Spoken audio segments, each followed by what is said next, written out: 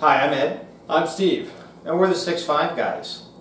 What we're doing today is we're going to talk a little bit about dry firing exercise and a unique product that fits into some of the practice regimen that I do that I think might be helpful to you too. Yeah, so tell me about this. You're telling me how you can practice in your garage and... Yeah, here we are.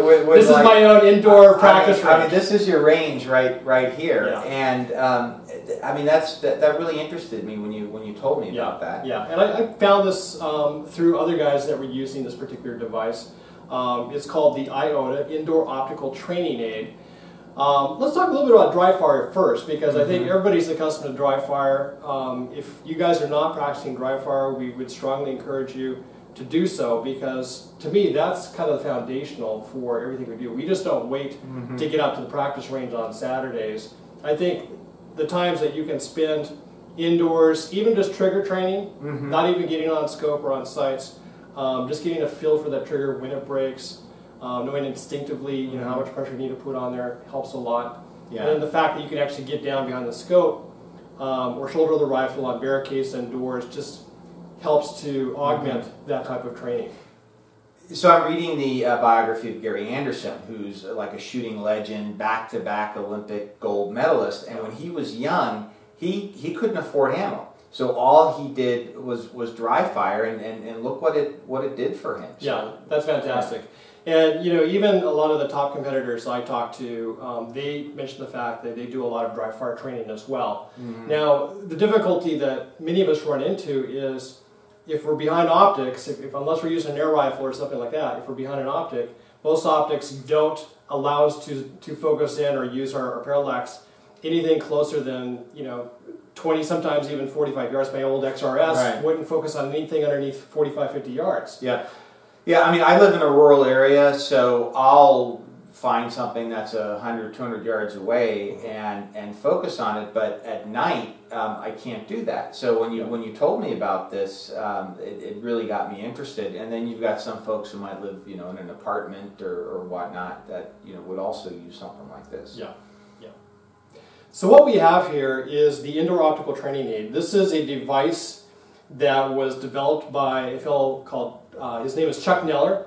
He goes by 264 Shooter on Sniper Side, and we can give you a link down below as well as his email address that I've got on AOL.com. This looks like a scope cover. It is. Yeah. It is. So basically, what it is the device sits inside of a standard Butler Creek scope cap for the objective lens. Now, these particular devices are made specifically for the objective size of your scope. So when you order them, they cost about $60. At least that's how much I paid about a year and a half ago when I got mine.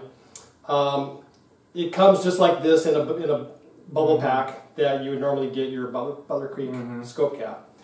Inside is a precision ground optical lens. And we'll show you a close-up of this, but basically what you have is a precision ground lens that's made for the size of the objective. And you'll see that a lot of this is obscured. There's just a clear portion directly in the center of the lens.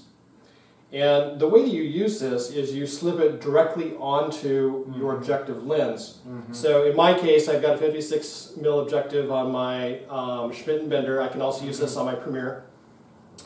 And what it allows you to do is it changes the focal distance so you can actually focus in on objects in the range of about 10 to 12 feet from your shooting position. So within a garage or any large room, you would be able to actually set up a target and focus in on it.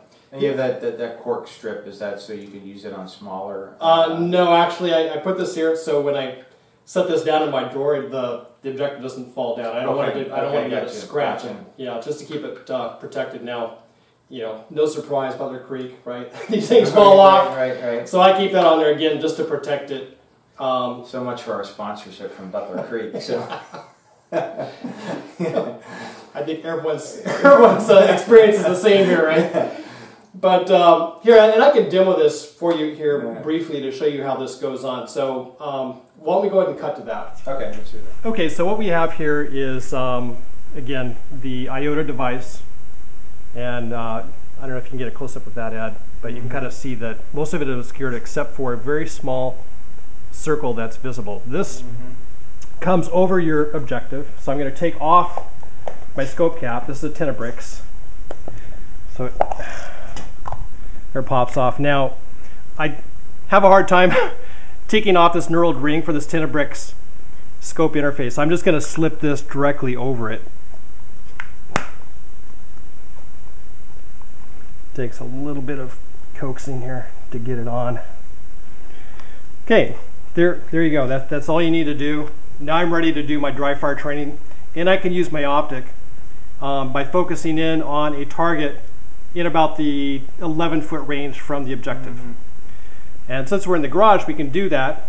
Now, you'll also, one other word about this is because there is limited light coming in here, in order to make the optics work, so you can change that focal distance to what you're trying to focus in on, you have to have a very bright target. If you don't have a lot of light on the subject with which you're trying to focus on, it's actually very dim, especially if you have your objective zoomed in quite a bit. So the consensus recommendation for folks that have this is you should light up whatever you're trying to focus in on fairly well. Luckily, we're kind of in our garage studio. We've got some studio lights up. We can do that, and in fact, that's how I train, is I will actually have my studio lights with the target set up here. So we'll go ahead and show you what that looks like, and we'll give you some other options here in just a second. All right, so right now what Steve is doing is he is actually setting up his range. So what I have here is a color photograph of a range here in the local area. Actually, this is the Upper Nisqually Sportsman's Club range. It's a color graphic. And what I've done is photoshopped in a few target sizes to replicate what targets might look like at various ranges. And I'm going to put these at various levels, and I'll explain why in just a moment. You'll see I've got 3 targets. They're all identical. I'm just putting them at different levels. And the reason why is when I actually dry fire at different ranges, if I'm standing at a typical long range, if you're standing shooting at targets 200 yards away versus kneeling versus prone, you don't want to have to angle your rifle down because the target's down. So this would be my standing target. This would be my kneeling target if I'm kneeling. And then if I'm in a prone position, I'd be looking at this target. And based on our last match, we're going to be practicing positional quite a bit. Right. So what I'll do now is I'm going to move in my lights to light these up nice and bright, and then I'll show you how I get into position for my dry fire. Okay, so what I've done is I've just brought in the 6.5 Guys studio lights. These are nothing fancy. Got these off of eBay for about $35 a piece. So they actually serve a dual use because while we're not shooting videos, I can actually use them for a dry fire exercise. It lights up my target area quite well. So even though I'm behind the IOTA device on my scope, I can have it fully magnified, and these are still lit up well enough that I can see them clearly. But if you don't have studio lights, just some shop lamps should Even work. shop lamps, yeah, exactly. Just a halogen shop lamp from Home Depot would work just as well.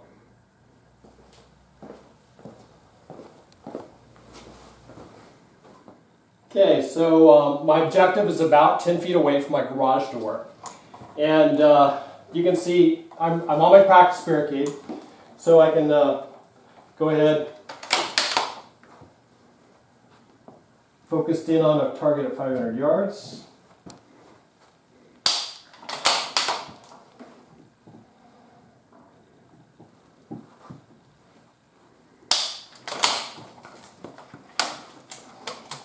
I'm going to do a different position. Fortunately, I don't have my pump down, so I will go with that. Now I'm on the low target.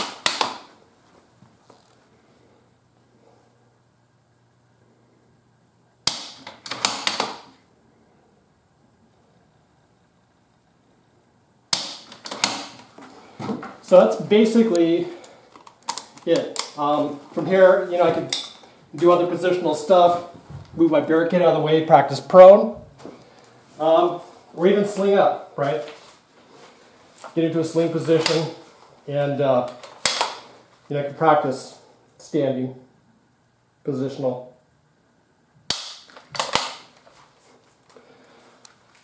So that's how I use the Iota device. A couple other guys, including myself, have experimented with other options, one of which is using a laptop computer. So I actually have created a lot of different range scenarios and have actually animated targets such as movers, poppers, those sort of things in an animated PowerPoint presentation that you can actually place inside a living room. So you could have an animated shooting range with different targets, moving targets, that sort of thing. So that's another option as well. And that works well because you don't have to have lights. The actual screen itself is fairly bright enough that it gives you enough light to use the Iota device without any external type of lighting. Well, and as a bonus, you can actually be spending time with the family and also getting in your dry fire exercise. Right, exactly. So what do you think, Ed? You gonna get I really like it. Let me get behind there. I've never looked through one of those. Okay, absolutely. You may want to zoom out if that's not working for you. Yeah, no, it's wow, Steve. I'm really impressed. I mean, when I'm zoomed in on that piece of paper, yeah. I mean, it is really like I'm at You're right at the range, right? Yeah, honestly. I mean, it's like I'm like at Upper Nisqually. Wow. You've just lightened my wallet by $60. Take a couple of dry fire shots there, see how you do. Well, the bolt's on the wrong side Okay. here, but I'll give it a shot anyway. Wow. Yeah, because I can see like up here on the barricade, I've got some wobble, and so I can see the. Wow, that's. I tell you, man, this is really good. It's a pretty good setup, isn't it? Yeah, no, I mean, I thought I had, because I would just aim at stuff outside, aim at a leaf or something like that. But even if you do have the area to focus in on something at 100, 200 yards, this right here, this is superior to have a picture of like your favorite range or maybe a range that you're going to. Yeah, and run through some different shooting scenarios. Yeah. Yeah, this is, oh, I'm telling you, I'm getting one of these. Oh yeah, I could definitely see just how my trigger control, how I can work on that just on these targets.